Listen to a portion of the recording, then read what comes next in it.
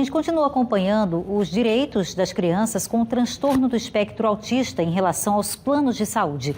É que a Justiça concedeu uma liminar que proíbe planos de saúde a excluírem pacientes autistas do serviço. Proíbe os planos de saúde de excluírem pacientes autistas do serviço, exceto em caso de inadimplência, sob pena de multa diária no valor de R$59 mil. Ivan Lemos explica tudo para a gente. A decisão em caráter liminar aconteceu no Distrito Federal. A operadora tentou cancelar o plano de saúde de uma pessoa com autismo.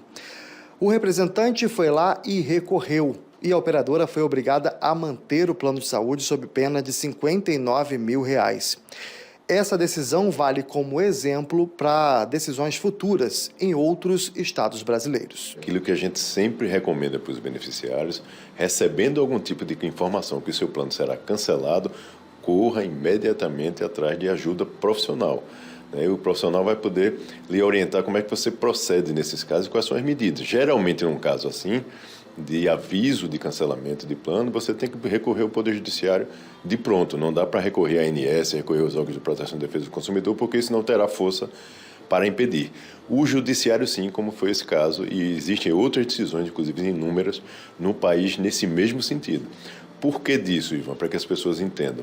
Paciente em tratamento, em curso de tratamento ou acometido por alguma doença grave, ele não pode, sob qualquer justificativa, ter o seu plano cancelado. Isso é um entendimento consolidado do STJ, inclusive, do Superior Tribunal de Justiça do país. E os tribunais regionais em todos os estados replicam esse entendimento, isso é um entendimento harmonizado entre o Poder Judiciário. Então, por isso a necessidade de se recorrer ao Poder Judiciário de pronto, ao receber essa informação, para que você consiga resguardar o seu direito antes do plano ser cancelado, né? Porque, infelizmente, se demorar para recorrer, é provável que esse plano seja suspenso, e se o paciente está em curso de tratamento, ele pode suportar muitas vezes prejuízos e, a depender da gravidade, prejuízos até irreparáveis. Então, por isso, de fato, a agilidade precisa fazer parte dessa medida. Isso vale para pessoas com espectro autista, também pacientes oncológicos, vale para qualquer pessoa em qualquer tipo de tratamento? Exatamente. Naturalmente se observa caso a caso, né, a situação concreta daquele caso. Essa é uma decisão, vale a gente lembrar aqui também, que não alcança todos os beneficiários, alcança este paciente que está envolvido no processo, mas serve de jurisprudência para um caso concreto que aconteça hoje, amanhã.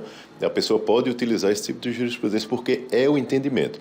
Mas, de fato, é como você bem falou, vai se analisar o caso concreto e verificar se aquele paciente está acometido por uma doença grave, se ele está em curso de tratamento, se ele estiver internado, pior ainda, esse aqui não pode, de fato, ter o plano cancelado, porque realmente quais são os perfis de planos que as operadoras utilizam para fazer esse tipo de medida e de prática abusiva.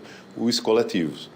E vale recordar aqui que os planos coletivos, eles preveem uma flexibilidade maior e a possibilidade, muitas vezes com previsão em contrato, de cancelamento unilateral por ambas as partes. Tanto a operadora pode cancelar unilateralmente como a jurídica que contratou.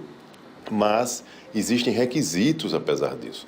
Um deles, por exemplo, é que a operadora, caso ela deseje cancelar, ela tem que comunicar à pessoa jurídica 60 dias antes. Nem isso é cumprido nesses casos. O que a gente ouve e analisa quando se depara com um caso concreto é que ela encaminha direto para o beneficiário a correspondência dizendo que daqui a 30 dias o plano está cancelado. Essa é a medida que é empreendida na maioria das vezes. Então, ou seja, ela descumpre até requisito básico que está contido em contrato.